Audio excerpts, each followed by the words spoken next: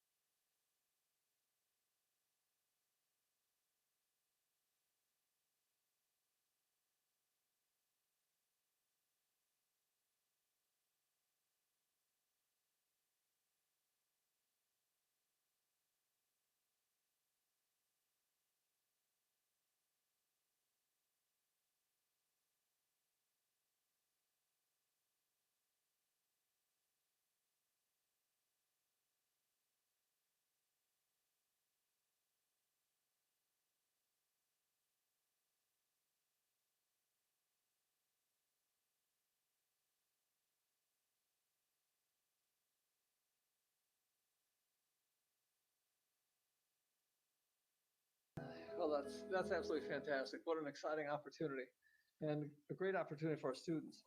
Tonight we have Lieutenant David Strawn from the Civil Air Patrol, along with Leah Sparrow and her parents, Tim and Shelley Sparrow. Are all these folks here? Okay, how about if we have, why don't we get a picture taken with this pilot? It was Nick Drummond, it wasn't me. We're going to be drawing numbers. You can take that first flight with us.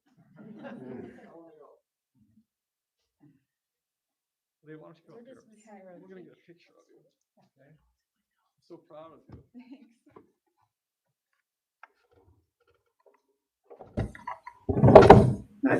Hi.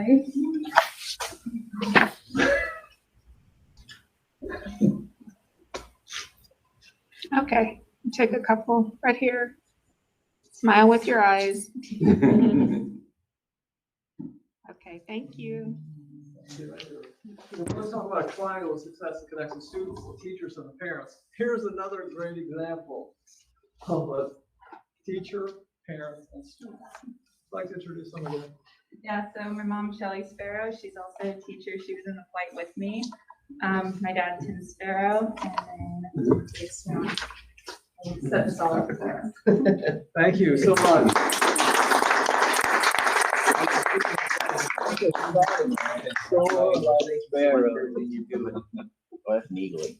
so much.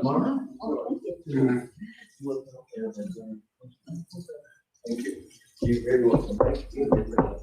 There you are, sir. All right. I'll put that on the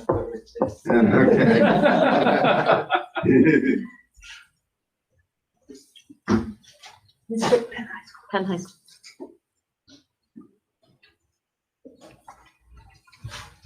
Thanks to all of you for not only providing this valuable service to our community, on top of teaching, but also exposing and inspiring our students to a world of opportunities. So many opportunities. So that's very exciting.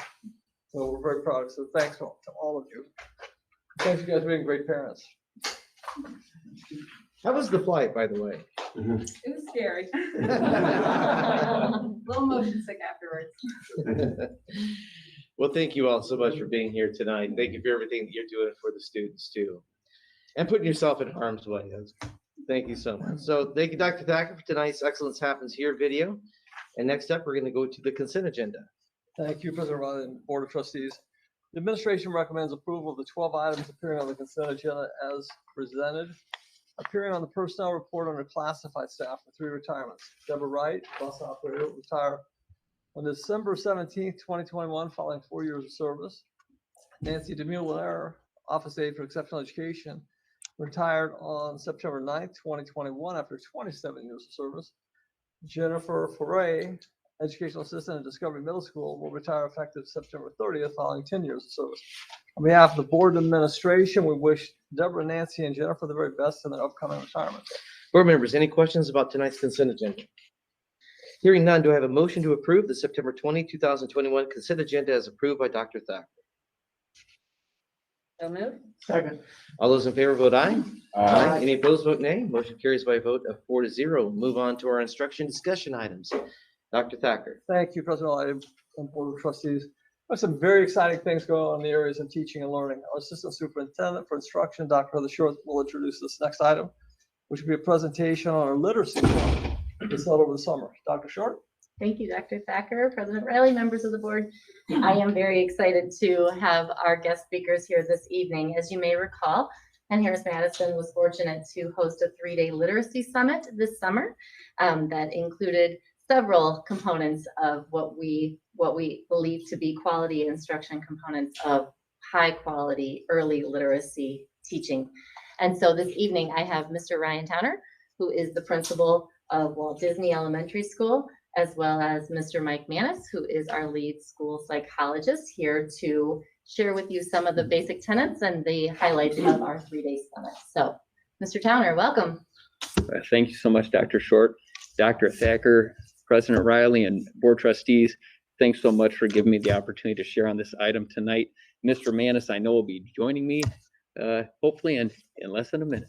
And so I'm happy to present on this. So as you see, we had our literacy summit, and which just an amazing recommitment and opportunity to become more systems-minded, especially when we consider the new interventionist positions that have been added across the elementary schools. Something we're just thrilled by.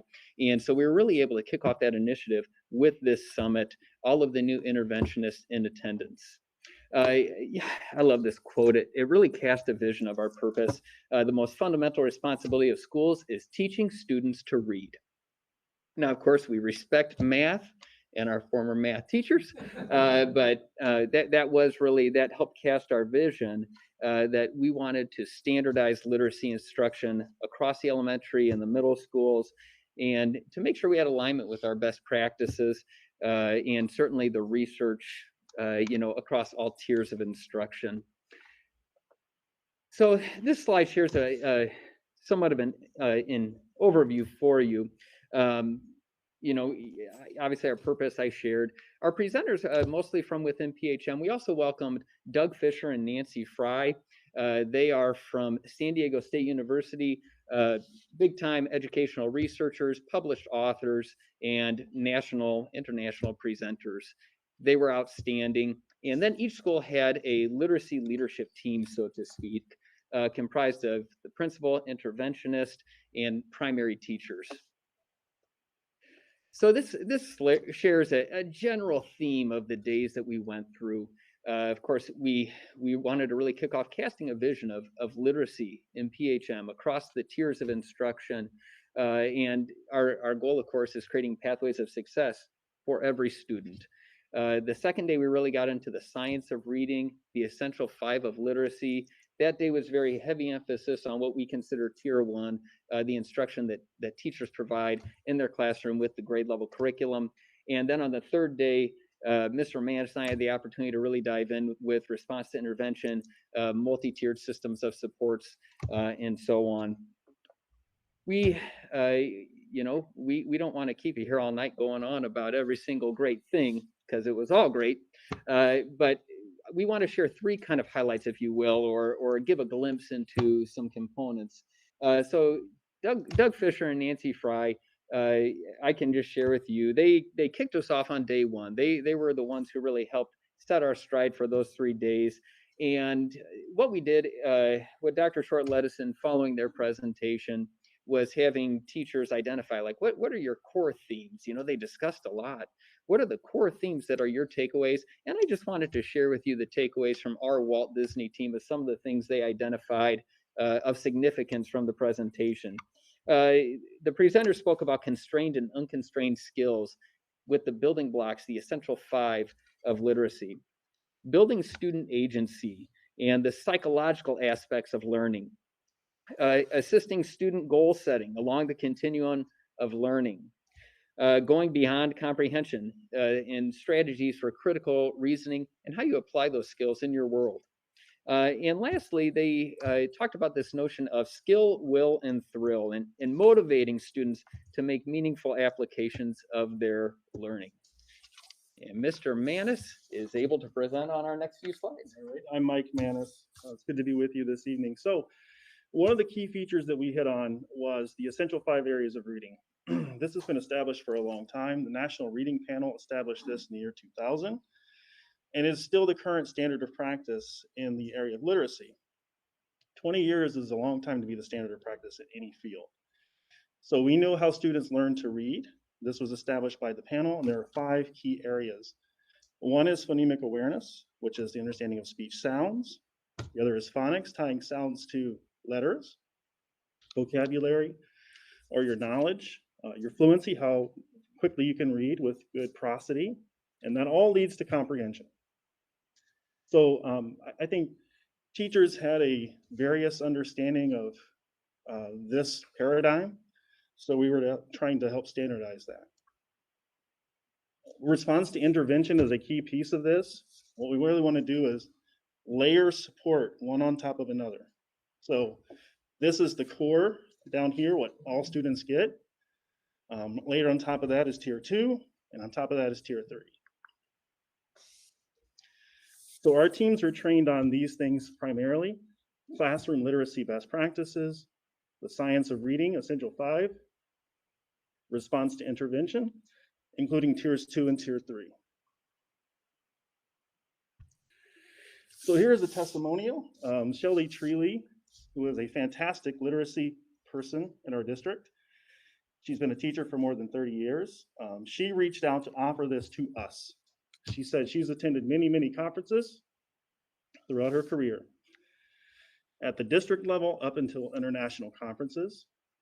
She would challenge anyone to offer better training than what participants got in the 3 days devoted here at PHM. She said it was well-paced, informative, and she left with a desire to delve more into the research and ideas shared. She said, we got the right people, job well done.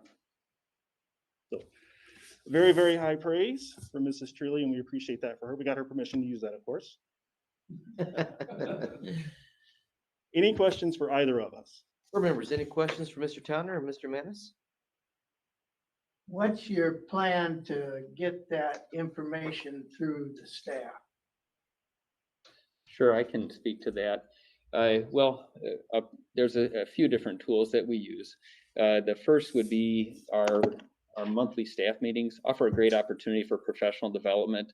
In most buildings, rather than a traditional staff meeting format, that time is used for professional development in some way. These are the core elements of great literacy instruction. And so we know we need to feature that prominently in our professional development. So those themes are just recurring. Certainly, evaluation is part of the development process. So our principals were all in attendance. And so we are really systemic across our 15 schools in our understanding of these principles, how they should be applied at all levels of instruction. RTI meetings are an opportunity. When we host RTI meetings, that's where we're bringing together all of the individuals working with the students. So the classroom teacher, the interventionist who works with them, and then our psychologist and our special education teachers are part of that team. And that as well as an opportunity for there to be discussion about making sure that we're addressing all the different needs in terms of literacy for a student to make sure they're getting their grade level experience while also getting the remedial skills that are going to be necessary to kind of backfill those deficits. I would also say that's the reason why we trained as a 4-person team, because part of the responsibility of that team was to take the information back to their buildings and share. And again, so also our tilt is a really important initiative when we talk about this topic, building-wide systemic literacy throughout a school corporation. Our first 9 weeks for tilt are totally dedicated to RTI and tiered instruction. And so these themes are all woven together. It's all the puzzle pieces are all coming together in backing of this major summer initiative. Kudos, Dr. Short. This stuff gets me really excited, and I was very excited by what I saw. So are you going to do this again next year? So we are in discussion. Okay. Can I, as a board member, attend? Of course you would have. And I think importantly, just Mr. Beeler hit upon it. Can we expand the touch points so that it's an entire district-wide conversation? I mean, I know you've planted the seeds, but can we get more people to attend things like this? Are teachers compensated for attending things like this? Yes, we did compensate teachers for attendance this summer. The 3 days encompassed about 60 teachers. So we ended up with a core team at each elementary school. We also invited secondary principals to attend, and then their interventionists as well. So we really wanted to start with the tenets of core early literacy skills, and then the idea will be to grow that as we go. I applaud your work. I would just close by saying that I've done this work for a long time, establishing intervention systems, and because of the vision set forth by the Learning Division, Dr. Short and the administration, we have the opportunity to do this in a way that's second to none, compared to anything I've ever seen. So it's really extraordinary. This really is a terrific project. Thank you, Dr. Short, for initiating the project, and Mr. Manis and Mr. Towner for spearheading it. I hate to sound like the board member who says, this is great, but now I want more. But I'm going to be the board member who at least asks, this is great. What about expanding a similar type of a project for other competencies such as math? Sure, we absolutely could look at that. We felt that this year we were ripe for the idea and the conversation to focus on literacy based on what we were seeing from initial scores at the elementary level based on the pandemic and where we felt some of the students were struggling the most from our formative assessments. But yes, we could certainly take this concept and branch that out to other content areas as well. Terrific. That's wonderful to hear because this is really encouraging news. Mr. Manis, it's wonderful to meet you in person. Thank you for all that you're doing for the school corporation. Mr. Towner, it goes without saying, you are always welcome back, sir. Thank you for everything that you're doing for Walt Disney and for PHM. It's wonderful to see you.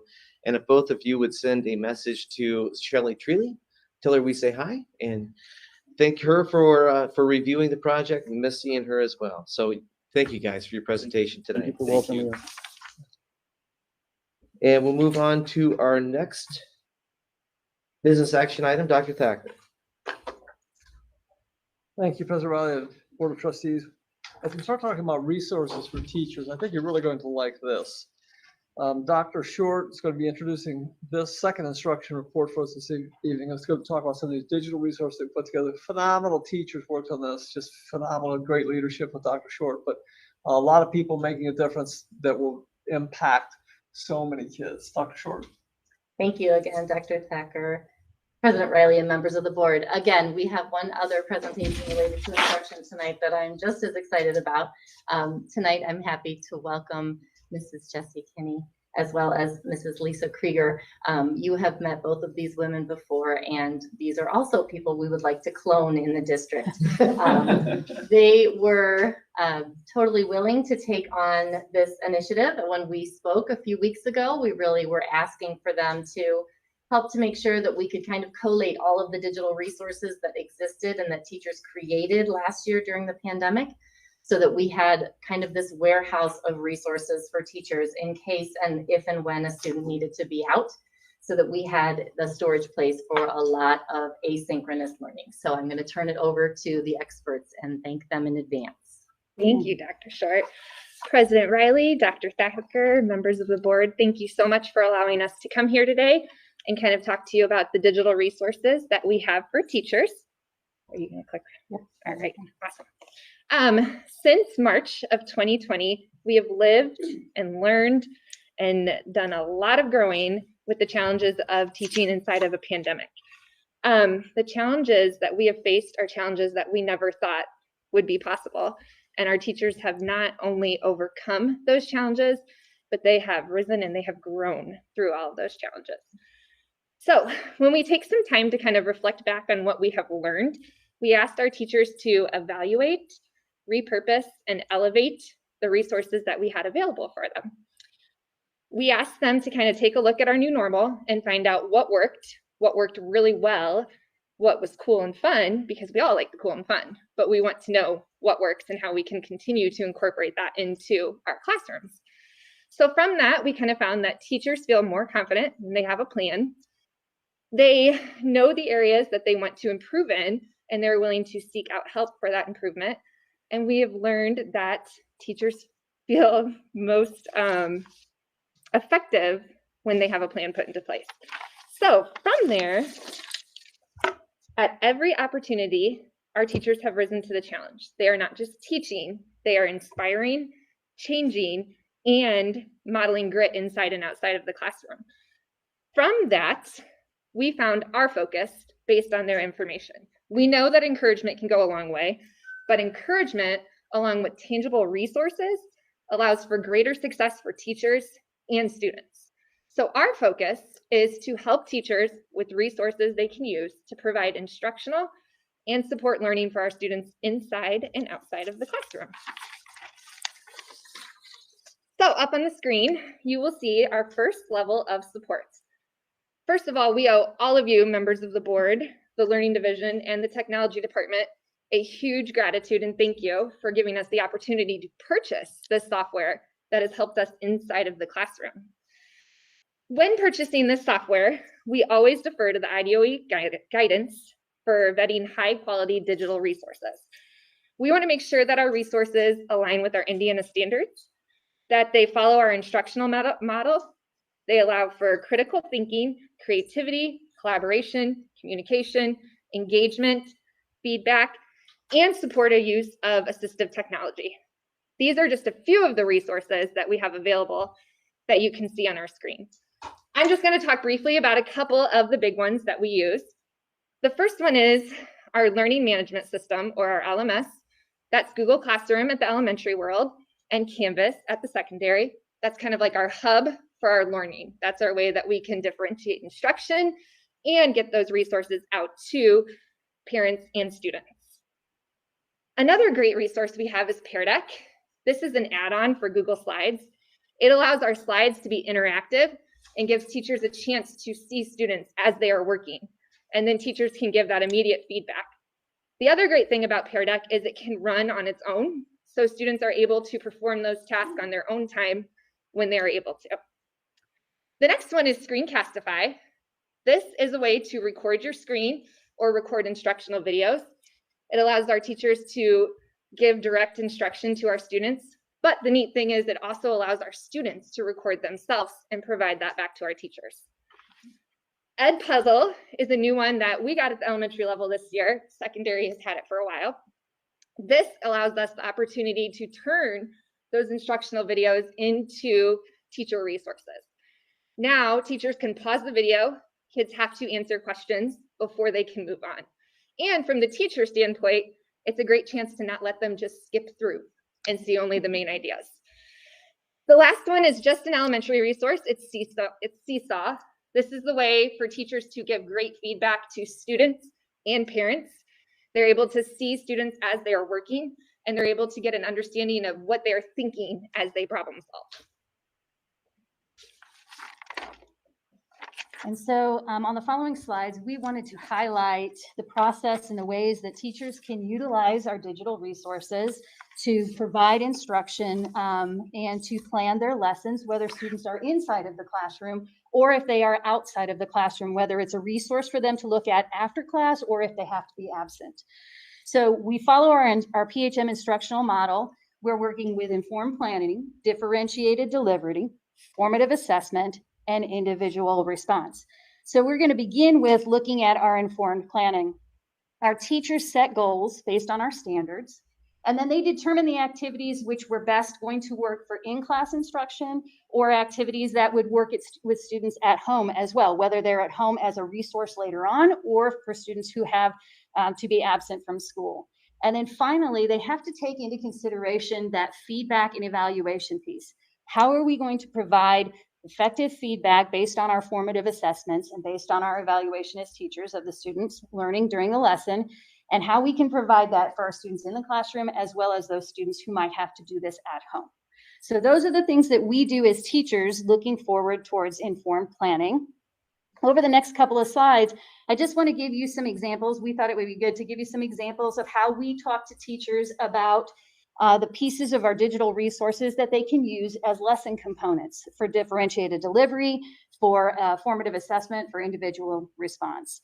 So the first item that I want to talk about is direct instruction. So an example, and it's not limited to this, there are a lot of different ways that we can provide direct instruction, but one of the ones that Jesse talked about earlier were the two pieces I want to highlight.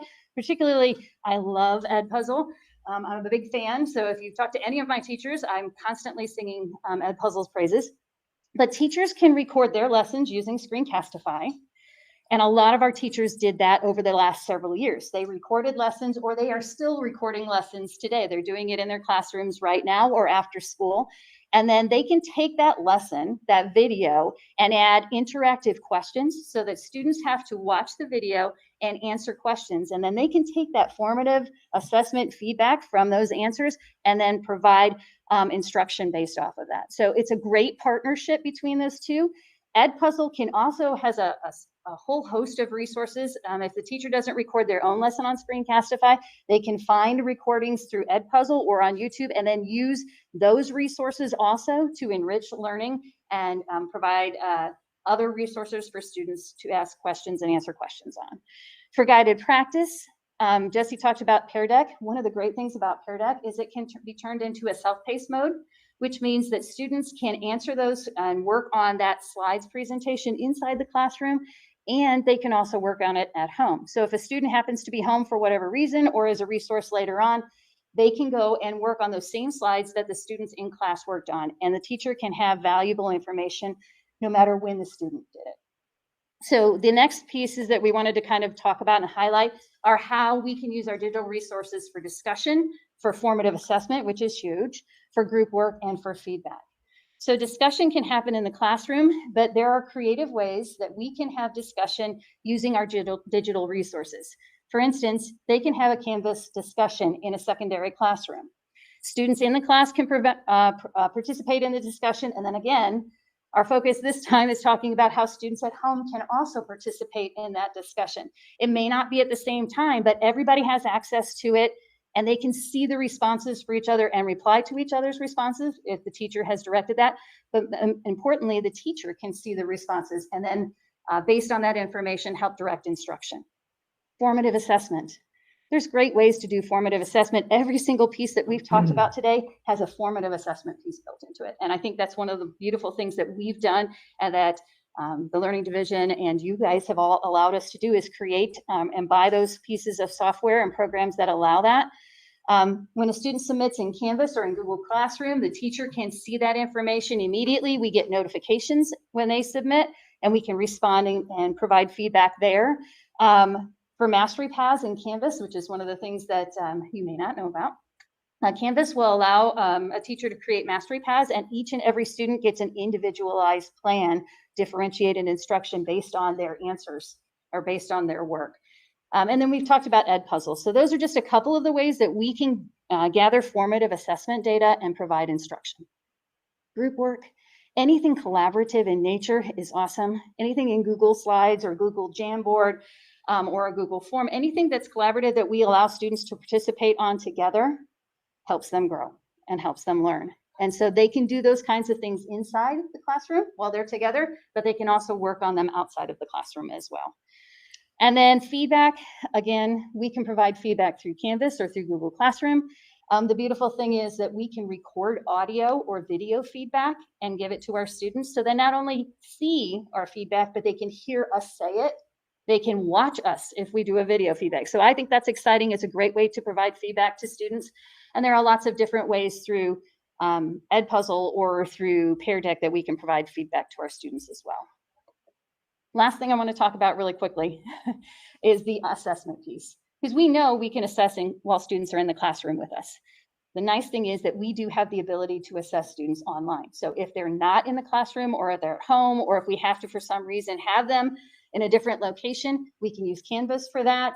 We can use Reading Street, Everyday Math. Google Forms have ways that we can provide assessment to our students, and we can see their learning and give feedback from there.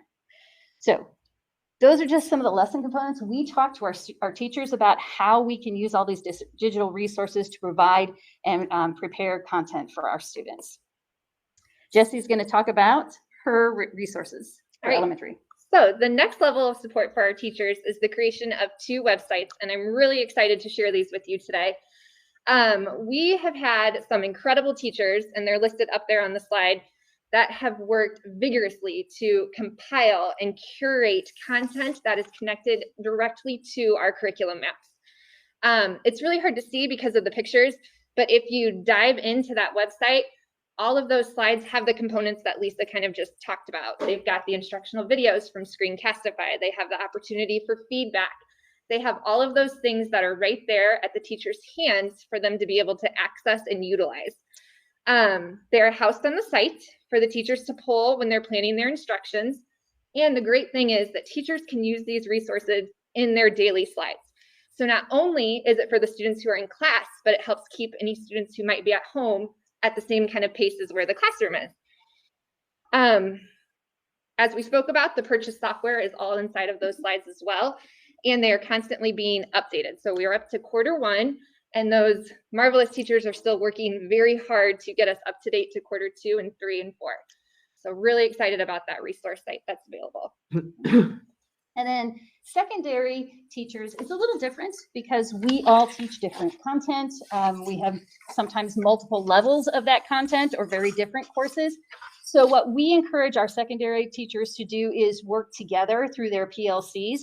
one of the things that I have seen over the last several years, the growth in, we have PLC templates that are created in Canvas where the teachers that are teaching the same subject are working together and creating content, and it's right at their fingertips. They collaborate together. So we encourage them to continue to do that through Canvas.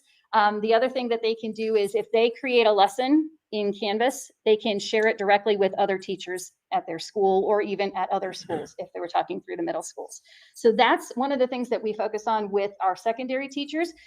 Tech Time at Penn is a resource site where they have all sorts of information housed on how to create lessons, all of the resources that we've talked about, like Google Jamboard or Pear Deck. They have examples of how to use those resources and then how to create their lessons from that.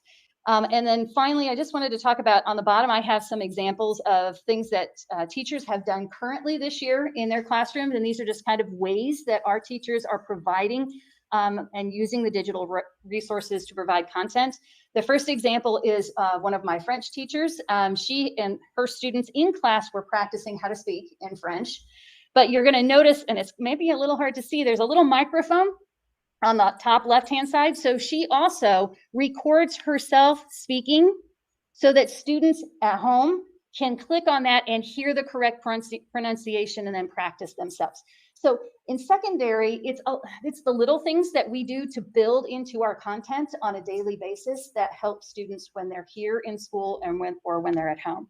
The middle example is a recorded video that teachers have done over the last, well, either this year or last year, and they're providing those videos for absent students. But I want to tell you, the wonderful thing is they're finding out that students who are in the classroom also use those as resources.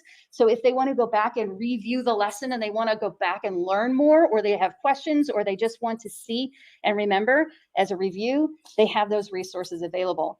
And then the last example is how we clearly can communicate to students what lesson we're working on, what the directions are, what the expectations are. So this teacher has it very clearly marked, the assignment in Canvas, what are the directions, and when it's due.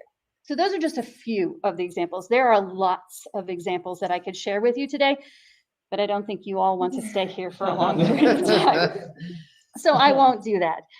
The next thing that Jessie is going to talk to you all about is our professional development opportunities for staff. Thanks. So our final level of support is our continued professional development that we offer. We want to help grow our people. We are offering before and after PD opportunities. We also do a lunch and learn. So they kind of just hang out with us, eat their lunch, and then we give a couple quick tips here and here.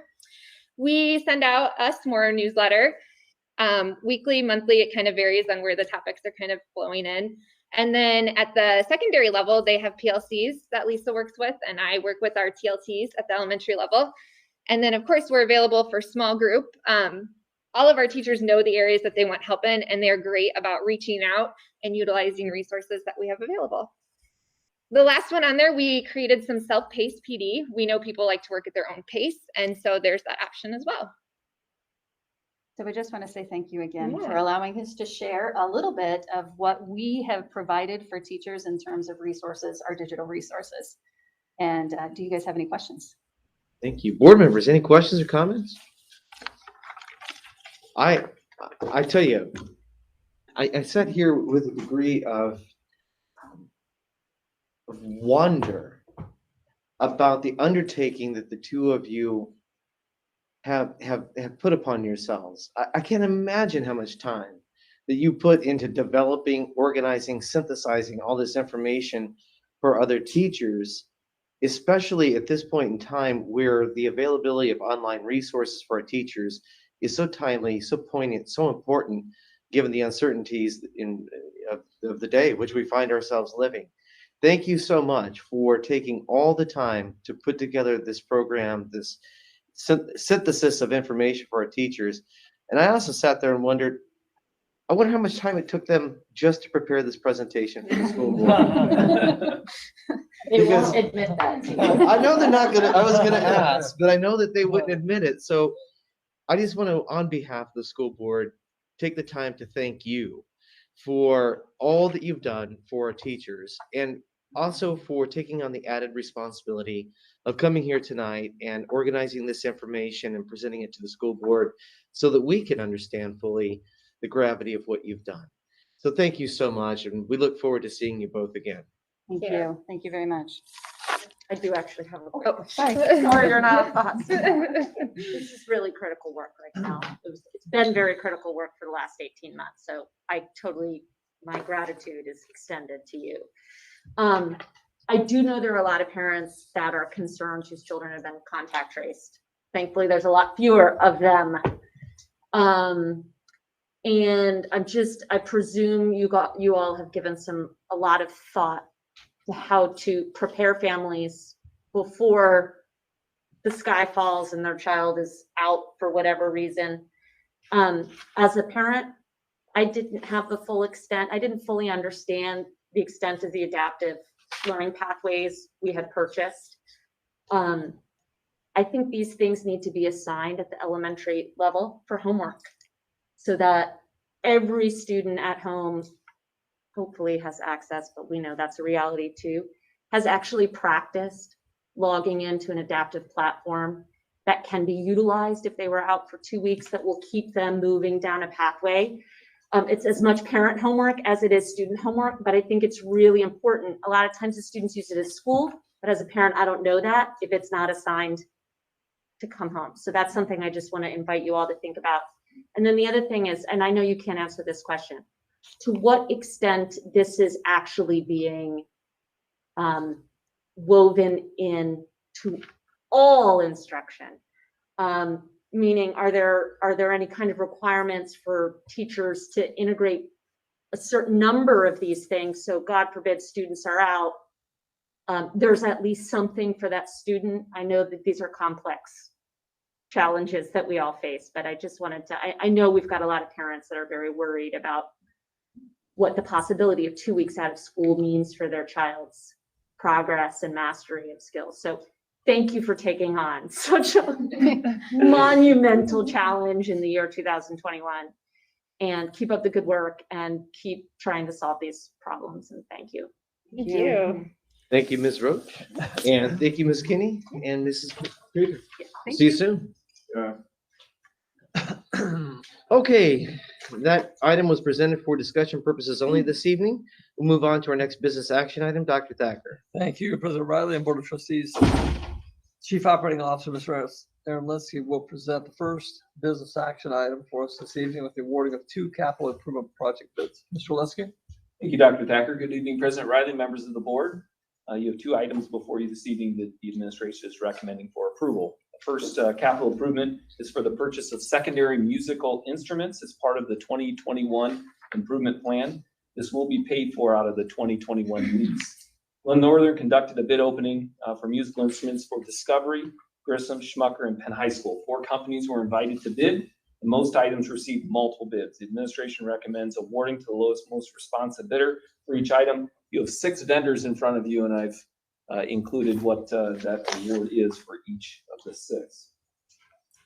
The second capital improvement is for improvements to the Mary Frank sewer service. This includes relocating the current grinder tank and making improvements to the current design to allow for a gravity-fed system as opposed to the pump system we currently have.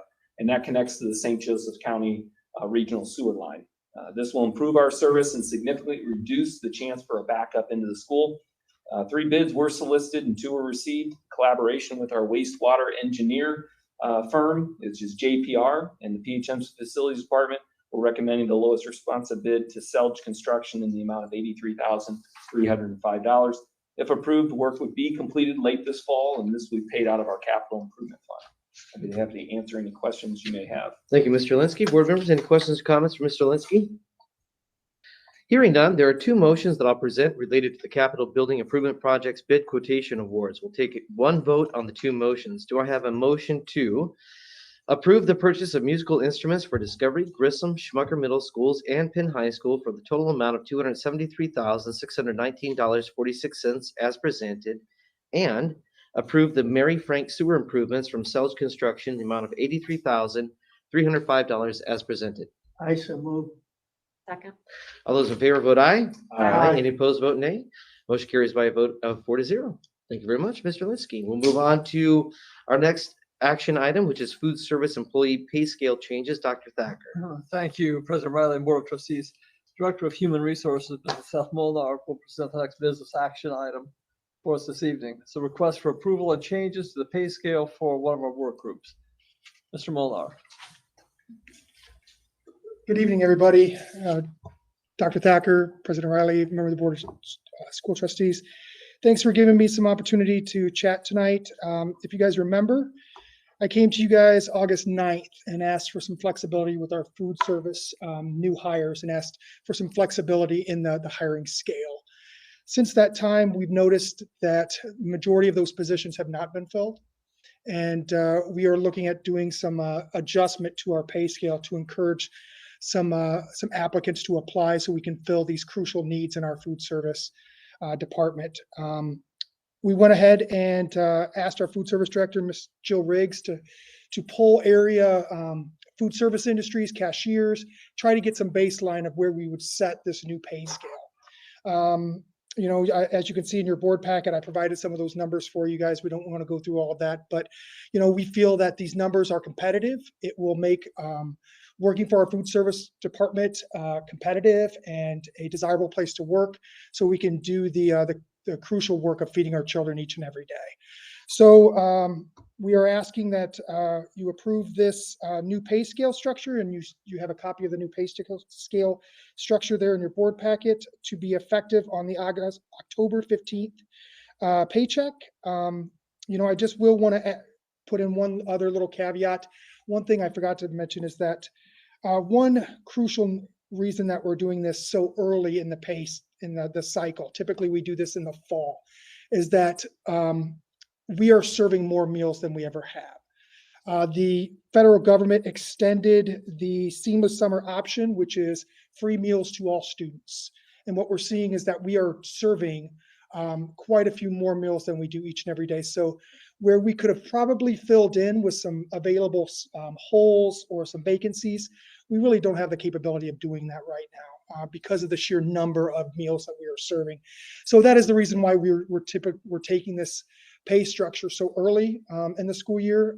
If you guys remember, we usually take this in the fall. We just feel that it's a need that we get it in as early as possible to make sure we can fill some of these positions. I will also say, in wrapping up, that this will be in lieu of our normal late fall, early January pay raises. So we will not see us coming to the board again in January to pitch the same thing.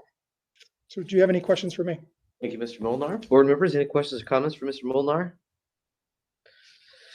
Okay, hearing none, do I have a motion to approve the changes to the food service employee pay scale as presented? Second. All those in favor vote aye.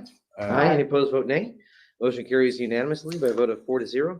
Thank you, Mr. Molnar. We really appreciate you being proactive, getting out in front of this problem. And I think that this is a great solution for our school districts. We really appreciate your efforts on it. And we appreciate your flexibility. Thank you, folks. Please extend our gratitude to everybody that is currently working in our cafeterias in our schools. I will definitely do that. We know they've been working very, very hard, and their efforts have not gone unnoticed. No, I appreciate that. I will definitely extend that good wishes. Thank you.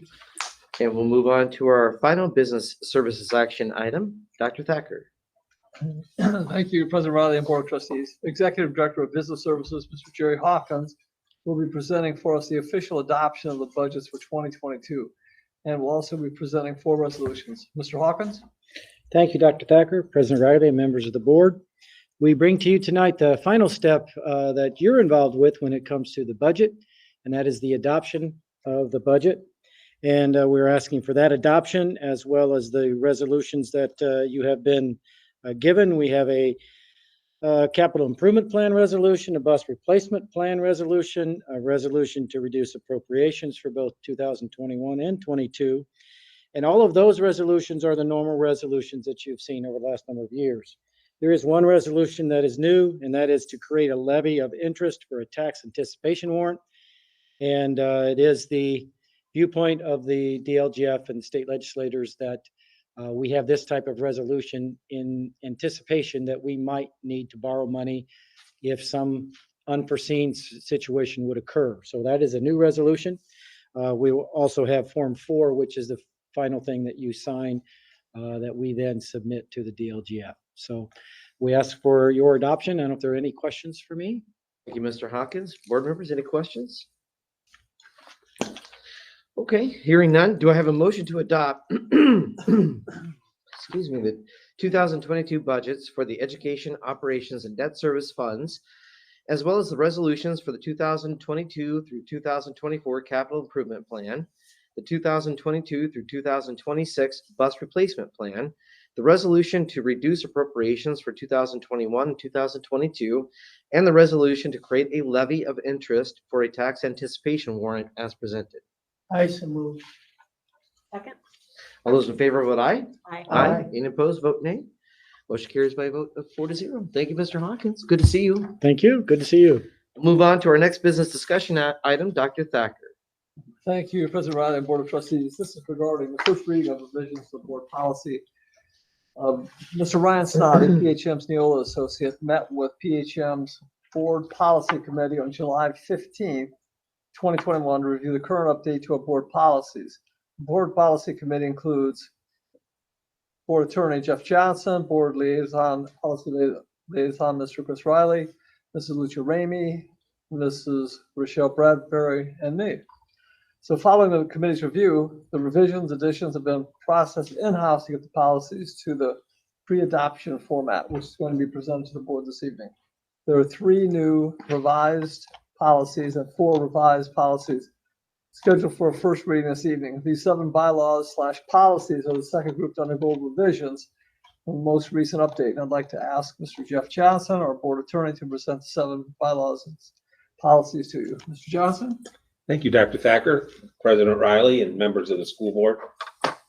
As Dr. Thacker indicated, there are proposed revisions to 4 policies and 3 bylaws scheduled for a first reading this evening. The first is Bylaw 164.4, Meeting of the Board Defined.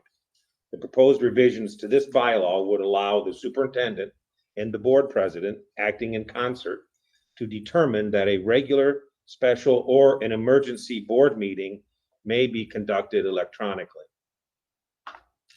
Second is Bylaw 164.5, member participation in meetings through electronic means of communication. This new bylaw will permit school board members to participate in a board meeting through electronic means of communication. There are certain limitations, such as a board member may only attend 2 meetings in a row via electronic means of communication. This bylaw also allows a board member participating electronically to vote on most matters except for the 7 enumerated matters that are set forth in the bylaw. Bylaw 167.1, voting. The proposed revisions to this bylaw provide guidance on how a meeting should be conducted when at least one board member is attending electronically. And I will just add, these first 3 bylaw revisions are, you probably recognize them, they're in response to what we did last year through the governor's resolutions to permit us to do, and now what we're doing is putting it into bylaws for situations like a pandemic. We know when somebody's participating electronically, vote has to be by roll call and things of that nature, but now we're actually putting it in. The next policy is 2131, instructional goals and student profile of a graduate. The proposed revisions to this policy remove the 10th grade requirement of exhibiting proficiencies on the graduation qualifying exam, as that is no longer a required standard. Policy 7450, property inventory. The proposed revisions to this policy will require a reconciliation of the inventory of corporation-owned equipment with the books and records of the corporation at least once every 2 years. Also, if the corporation is going to dispose of equipment that was purchased with federally awarded funds, we must request disposition instructions from the federal agency that provided the funds if it was required in the federal award. Next is policy 7455, accounting system for capital assets. The proposed revisions to this policy provide a definition of what constitutes a capital asset and how they should be accounted for in the corporation's financial records. And finally, this evening, the last policy on a first reading is policy 8510 wellness. The proposed revision to this policy adds under the nutrition section that free drinking water shall be made available to students during mealtime and throughout the course of the school day. So those are the policies and bylaws for first reading this evening. I'll open it up for questions from the board for Mr. Johnson, but before I do, just as a reminder to the board members of the policy committee, in making recommendations to the board, we only bring forward to the board those policy changes that are either A, statutorily or regulatorily required, or B, provide maximum flexibility for the board to do its business. So with that in mind, do board members have any questions or comments for Mr. Johnson? Yeah, I've got a couple. As far as the virtual meetings, I mean, in the past, we always had to get permission to have then we have to have permission to not be in attendance. Yes. That's what I thought. So we won't have to have that permission like from the governor anymore. Right. We won't have to have the permission from the governor, but there were two different levels of that. One was the superintendent and the president making a decision that the meeting, the regular meeting or a special meeting, the entire meeting was going to be held electronically. Okay. That was the first one. The second one was if we're going to have a meeting in person, but an individual board member wants to attend electronically, then there are certain guidelines. You know, you can only So do that's two going in to a be row. possible even, so we don't have to go through any kind of permission process to You have do. that then. You do. You have to give notice to the board before. Right, I'm at the board, but I mean, I was under the impression that before we could do a virtual meeting, before we had to have the okay from the governor. Right, this no longer will the executive order be necessary. That's what I'm saying, yeah. Right. Okay, just want to be clear on that. Sure. And secondly, about the free drinking water, how will that work? I mean, bottled water, glasses, kids can use, how's that gonna be? So we have drinking fountains in all of our schools, and then we've recently. So that's what we're also- talking about, drinking Yeah, fountains. drinking Okay. fountains. We also have the bottle fill stations that we've been implementing. So we'll continue to increase those. That's good. Yeah, I was just wondering, I envisioned bottled water. Want to make sure that wasn't it. Do they get a free bottle of water with their meal? Right now, I believe that's an option, Mr. Bueller. Other questions or comments, board members? Okay, well, this item was presented for discussion only tonight. We thank Dr. Thacker, Mr. Johnson, all the members of the policy committee for their work on this item. The board will take action on these 7 bylaws, policies at the October 18, 2021 board meeting. Before we move on to the next agenda item, I know that when the meeting began, we did have a number of individuals who were sitting out in the lobby as overflow. If we still have folks who are sitting outside and would like to come in the boardroom, we have about 5 openings here in the boardroom because people who have filtered in and out as the meeting has progressed. You're welcome to come in. We'll move on to board reports and requests. Board members, do you have anything to report or request? Hearing none, then we'll move on to the hearing of visitors. Is there anyone in attendance tonight who would like to address the board? Okay, yes, sir, I thank you. And so let me go ahead and read a little paragraph about the hearing of visitors. At regular meetings, the public is invited to address the board on general topics under the hearing of visitors without registering. A time limit of 3 minutes shall be enforced for persons wishing to speak during the hearing of visitors. It is requested that names and addresses be stated at the beginning of such comments. Individuals may speak only once during this section of the agenda. Personnel issues are absolutely not to be addressed during open sessions of the board. Concerns about individual employees of the district should be brought to the superintendent or his designee. The board does not respond to questions or comments posed during the hearing of visitors. And though it isn't necessary to register to speak during the hearing of visitors, we do have a number of folks who have. So let me do this. I will take it in the order of those who have registered to speak. Then I'll call you up to speak. And the first one, what we'll do is we'll do people who are here in the boardroom, and then we'll move on to people who have registered to speak who are watching via our video feed. So the first person who's registered to speak is Krista Witt.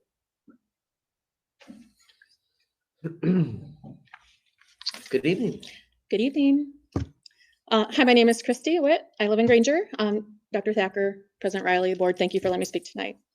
I have a hodgepodge of things to go over. So to your leadership of SEL, I haven't heard one statement in the last 18 months from them about the social or emotional impact of our children wearing masks for 7+ hours. It's hypocritical to continue these lessons. I'd also like answers to why the doctor on the PHM's anti-bullying video was allowed to represent our children in PHM when he has made statements unapologetically about those that have differing values or opinions than him, ultimately looking like a bully himself. To the leadership of DNI, are you aware that kids with religious exemptions are being segregated, discriminated against, and treated like lepers? Are you aware that some teachers think it's okay to ask kids if they vaccinated or what their religion is? Are you here to represent all children in PHM or just to focus on the tenets of CRT? To the board, are you aware that the teachers union is in cahoots with the CDC advising on COVID? You've punished the children, a virus so deadly that it doesn't get anyone at football games, including Notre Dame suites, concerts, or birthday parties. Classroom literacy with masks on. I have no words for that. I'm wondering if you and took the mask challenge that was presented to you last time and are wearing it 7+ hours a day. It's also apparent you accepted money for COVID safety funds as a quid pro quo as long as our children were masked up with no science to back it up. And remember, if science was never questioned, you'd still be drinking cocaine, giving kids cough syrup with heroin, spraying people with DDT, and smoking the cigarette brand your doctor recommended. I didn't make this up, but I saw it the other day and I thought it was appropriate for tonight. It's just a short shutdown. It's just 15 days to slow the spread. It's just social distancing. It's just 6 feet apart. It's just a plastic partition. It's just learning and teaching from home. It's just to protect yourself. It's just to protect others. It's just mandatory so kids can go back to school. It's just a piece of cloth. It's just an updated guidance. It's just until we get through the color of the rainbow from our health department. It's just a safety measure. It's just a vaccine bus on school campus for those that want it. It's just separating the masked from the unmasked and the vaxxed from the unvaxxed. It's just removing them from society altogether. It's just silencing those who want to make their own decisions about their children. It's just giving up a few of your freedoms. It's just some ESSER funds related to COVID safety. It's just complying with the teachers' unions. Kids are resilient. It's just 7 hours. It's just so we can contact trace. It's just so you can exist. It's just so we can get back to normal. It's just so we can get back to normal. It's just so we can get back to normal. Just stop. The word just has become the most dangerous word in history because they just want to see what you will tolerate. But the word just can also end this nightmare because if you just open your eyes, if you just realize where this is going, if you just refuse to comply, if you just demand to be free with your God-given rights protected by the Constitution, if you just now realize we are the majority, your power will just disappear. At least 3 lawyers are usually sitting in this room and you took an oath to fight for justice. Remember, you work for us and our children, not the other way around. Thank you. Thank you, Mrs. Witt. Tracy Coda? After that, I can't do this. Hi, my name is Tracy Coda. My address is on my green form there. I live in Osceola. Gosh, I don't, really, that was amazing. I just like to convey my disgust in the ESSER grants. The Penn-Harris-Madison district has sold out our children for a measly $826.87 per child. While I understand our district needs monies to operate, the totalitarian guidelines that must be followed affect every child in this district. The very first guideline was masking. This was a windfall for the folks in charge, nothing more. I got this information on September 3rd. It was removed from the website on September 5th or so. That tells me right there that the people in charge do not want the folks that employ them to have this information. While we can find equal amounts of literature on the negatives and benefits of masking, these are our children. Ultimately, the parents should be in control of what goes on their faces. Between me and my husband, we have 8 children who have graduated from Penn High School, an 8th grader that is currently attending Grissom Middle School. My child's mental health is just as important as her physical health. Last year, she was sent home for a headache and a non-fever of 98.6. I'm not lying. They sent her home, told me it was a fever. I thought, oh my gosh, what has changed? When did that happen? This isn't right. It's all documented. This madness needs to stop. She missed 10 days of school for that non-fever because I refused to test a perfectly healthy child for a virus with a 99.7% survival rate. I recently saw a picture of a small child, maybe 6 or 7, I don't even know if I can go here, playing a game with a mask on and a divider between the 2 children. This was in our district. Really, it was one of the worst forms of child abuse I've ever seen. How can our children, they're little, they need to see each other. This is insane, insane. When Penn-Harris-Madison schools were always great schools, you have failed these children currently enrolled. It's no secret the teachers' unions have played a huge part in this with all the financial contributions to different groups. I by no means am blaming the teachers for that. But to those teachers that feel that masking of our children is wrong, you need to stand up, and please stand up now. We don't have time. And to those teachers that are mass tyrants, you need to find another line of work. Last year, so much fear mongering was done by a few bad teachers that my child actually believed she could kill somebody for not wearing a mask. What are we doing? It's wrong. It's wrong. This masking is not about health. It's only about money. My child is worth more than $826.67. The masking, it's nuts. While 5 of you followed the money and sold out the children you claim to care about, 2 of the other 2, I'd like to thank you for standing up for health, freedom, and truth. Remember, you work for us and for our children. Thank you. Thank you. We appreciate you being here tonight and addressing the board. Appreciate your comments. Sir? Come on. I did fill my name out, but it's not on the green. So do you still need my name and address? Yeah, your name would be fine. Okay. My name is Jerry Kretschmer. I am a Penn High School alum, 1977 to 1989. Mr. Garrett was actually at Schmucker. Props. I don't know how you kept your hair. But my name is Jerry Kretschmer. What's that?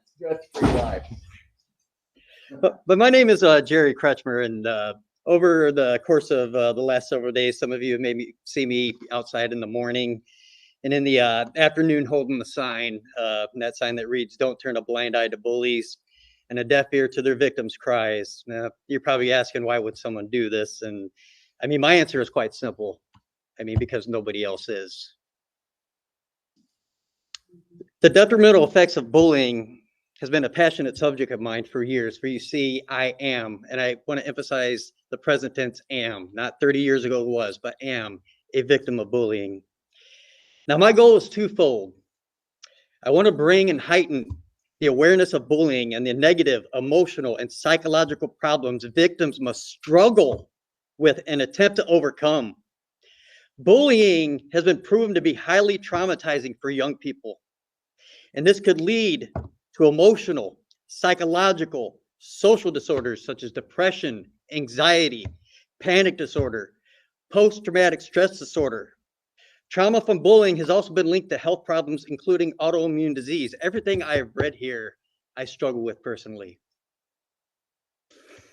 Number 2, if I could just reach out to one child that maybe is looking from a bus window or maybe from their parents' car and they're being bullied, and maybe they might feel I'm not so alone. Maybe it's like being victimized and bullied. You feel so isolated and alienated. You feel like nobody cares. If I can just make one kid out there knows what it's like, and that and to have him know that somebody is thinking about him, then maybe I will have achieved what I've set out to do. According to several sources, 20% of students ages 12 to 18 will be bullied. That's 1 out of every 5. Okay, doing my research with the Penn High School district, with the high school and 3 middle schools, that's roughly 6,239 students that meet that demographic. Ladies and gentlemen, that's 1,248 victims. Okay, I don't have the time to go on saying all I want to say, but I'm just going to finish with this. They say it's always cheesy to finish with a quote, but I think I'm going to finish one with President Kennedy. He said in 1961, and the only necessary thing for the triumph of evil is for good people to do nothing. Okay, if you don't want to see anything change, just keep doing what you've been doing, which is nothing. Be the change that you want to see. But believe me, these kids want to see change. Thank you. Thank you, Mr. Kretschmer. And before you go, may I say something to you? Yes. It takes a lot of courage, a lot of guts to come up and speak to the school board on any given topic, especially on a topic that you have personally and negatively experienced in your life, it takes even more courage and guts to do that. On behalf of the board, I really want to take a moment and thank you for coming to the board and revealing your personal experiences to us and telling us what you've gone through. I really appreciate the courage that you've shown in doing that, and I really appreciate the words that you said tonight. Thank you very much. And I would appreciate you if you would do your part, sir. Thank you. Is there anybody else here in the boardroom who would like to address the board? Yes. Ashley Leader, Mishawaka, Dr. Thacker, President Riley, and the board. I will be addressing staff bullying tonight. I will use PHM's own policy as stated on their website. The bylaws state, the board is committed to providing a safe, positive, productive, and nurturing environment. Bullying behavior toward a student, whether by other students or staff, is strictly prohibited and will not be tolerated. Bullying is defined in state law. Any kind of action that has the intent to harass, ridicule, humiliate, intimidate, or harm, creating a hostile school environment. These actions include 1. Placing a targeted student in fear of harm. Example, students wear masks out of fear of retaliation. 2. Causing substantial detrimental effect on physical and mental health. Example, kindergartners crying because can't play with peers and segregated to the back of the class. 3. Inability to participate in services, activities, privileges provided by the school. Example, kids being segregated because of the religious exemptions. PHM website states, bullying is a form of harassment and there are legally protected classes that fall under the Civil Rights Act. However, PHM left out the protected class of religion. In the 2019 alumni report, there are 43 complaints of staff bullying and discrimination with no staff repercussions. Since June 2021, SOS has accumulated multiple instances of staff bullying, such as teacher aggressively forcing mask on a child, teacher belittling student to tears in an SEL lesson, teacher negatively grading students who express conservative values, asking students their vaccine status or religion, segregating students based on religious exemptions. Penn principal intimidated and threatened students who decided to take a stand for their medical freedom, which activism is suggested in the socialjusticebooks.org site stated in an SEL lesson. Unmasked students are called exemption kids and killers. A teacher that has been harassing students for at least 16 years had a whole class bully a student until the class called this student a racist. There are also PHM parents that hold high positions in our community, and you have allowed them to be experts in influencing policy and decisions, but they have been exposed for their bullying. The lesson you have forgotten about bullying is to stand up to your bullies. This is what you get from teachers when you don't put our kids first and you allow personal belief and political agendas to infiltrate our classrooms. On the PHM website titled Behavior Patterns, you ask students to observe children's behavior, appearance, and mood, loss of appetite, and reluctance to go to school. Due to your staff's bullying and discrimination, kids have experienced all of these symptoms. So, just as you have encouraged others to do on your site, tonight, I have seen something, I have heard something, and I am saying something. It is time for you to ask the same question you want parents to ask. What have you done to contribute to this situation? It's time to put your words to action tonight. Thank you. Thank you, Mrs. Leader. Anyone else in the boardroom like to address the board? Mrs. Glassburn? Yes. Anastasia Glassburn. I reside at 214 Division Street. Dr. Thacker, President Riley, members of the School Board of Trustees. The first thing that I would like to address is I'm coming to you with more of a solution to something that I see as a problem within the district, a proposal, if you will. First, when it comes to the SAC, and at the last board meeting, we learned about the new SAC steering committee, task forces, or any other advisory committee that you decide to create in the future. I'm expecting full transparency moving forward. The parents of this school district deserve to know who applied for these committees, what criteria was used for selection of these people that reside on these committees versus rejection, and who ends up actually serving on these committees that are implementing things like diversity, equity, and inclusion lessons to students in our classrooms.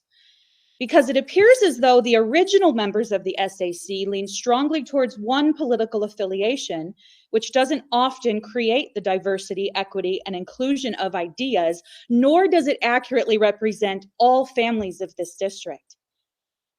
Walt Disney has 32 languages spoken, for example, at their school.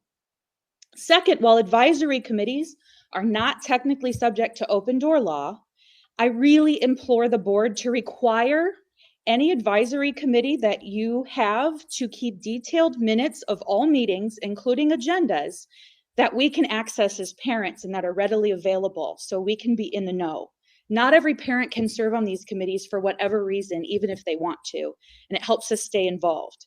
You might be asking yourselves why this is so important.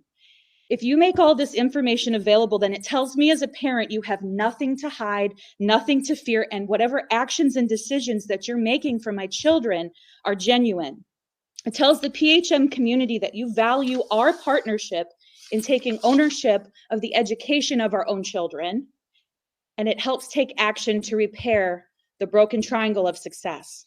Even the president of the Indiana State Board School Association has this to say. He says, the bottom line here is that if you conceal things, if you make false statements to the public, or if you provide a chaotic and disruptive distractions from the true business of the board, then you don't deserve the trust of the community to manage the future of their children. Remember, you work for us and our children. Thank you.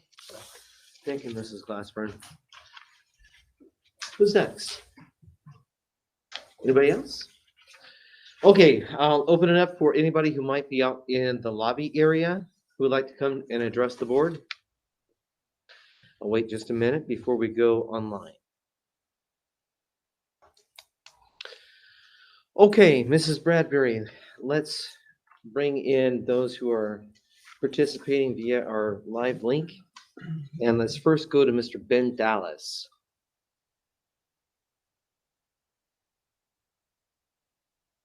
Due to the delay in the live feed, let's give him just a moment to get logged in.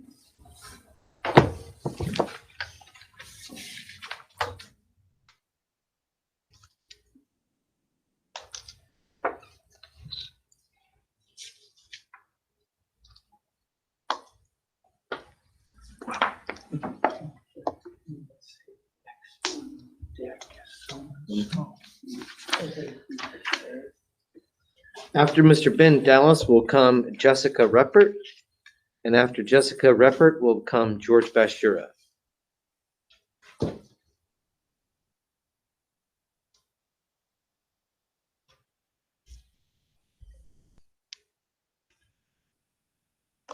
President Riley, at this time, I just have Mr. Bashir logged in. I can go ahead and admit him to the meeting. Okay. Mr. Bashura, welcome to the meeting.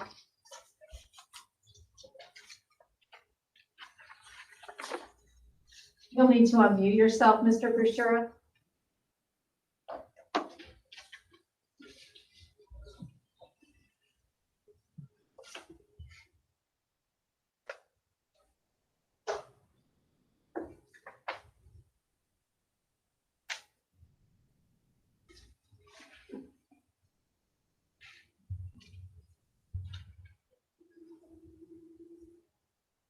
These guys mute.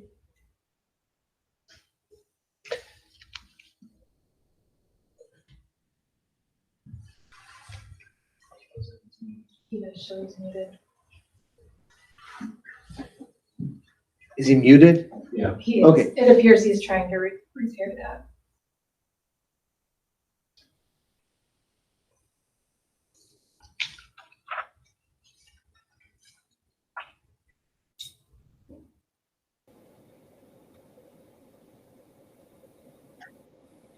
Can you guys hear me now?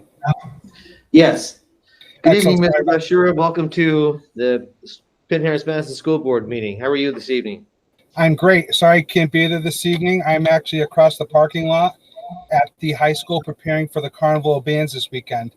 Make sure you guys come out and join us and watch the bands perform this weekend. The floor is yours, sir. Thank you. Good evening, Dr. Thacker, President Riley, and members of the Board of Trustees. Transparency, accountability, leadership, and communication are the fundamental elements of what drives a successful school board and a superintendent's administration. This year has been trying for all involved in student education in the district. The year started off with a discussion of SEL with undertones of critical race theory. The transparency was improved when parents were given the access to their curriculum in 9-week blocks. The accountability was also improved because the administration said there would be a review of the process, and that happened as well. But the transparency and accountability can still be improved. Leadership and communication has become very rocky since the announcement of the going on to mandatory masks, starting with the mask announcement at 1 a.m. in the morning following the Board of School Trustees meeting. There should have been a period of making sure the policy and procedure was in place instead of just jumping into the mandatory mask use. The discussion of segregating students should have been discussed, so it would not have been a surprise for students or parents. Leaders strategize first, then execute. A plan after all involved know the plan, what the plan will entail. That did not happen. The district continues to have a policy of inconsistent operation. At the beginning of the school year, some schools allowed parents to walk into the walkarounds, and the other schools did not.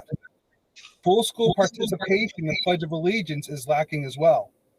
Some teachers do not enforce the standing for the Pledge of Allegiance, while other teachers, if they do not like the way it's been recited, make their students stand up and say it over again. That's a tremendous accolade to those teachers. There are many more examples of these activities. What this breaks down to is a policy that is not consistently followed or enforced. The PHM administration needs to commit to a one district, one policy methodology. There should be no variation how a school is operated based upon a principal or teacher. We are one district, and we need to get back to that. I challenge the Board of School Trustees and Dr. Thacker to figure out a way to make this happen. Success of our students lie in policies and procedures set by the district. There is no variation allowed in the student code of conduct book, so there should be no variation in the PHM policy of school operation. Once again, one district, one policy. Transparency, accountability, leadership, and clear communication is what we are looking for parents. And let me leave you with this. Please remember, we are your customers, our kids are your students, and you work for us. Thank you. Thank you, Mr. Bashir. Mrs. Bradbury, do we have Mr. Dallas or Mrs. Ruppert? Not at this time, President Riley. I've emailed both of them asking them to log in, and I have not seen either one pop up at this time. Okay, and do we have anyone else online who would like to address the board?